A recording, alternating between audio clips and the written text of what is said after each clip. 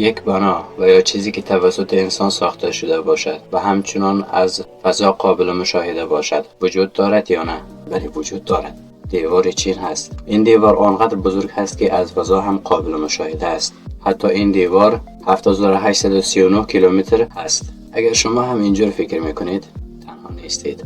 این معلومات حتی همین چند وقت پیش در کتاب‌های درسی چین هم وجود داشت. اما اینطور نیست.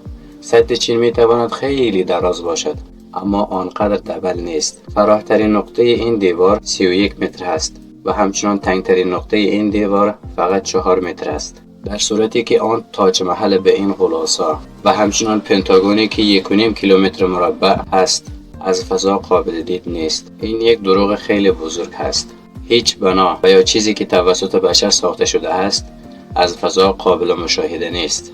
این دروغ را برای اولین بار یک آسترونوت چینی گفته بود، اما بعد از اینکه از فضا برگشت عاقبتش معلوم نیست.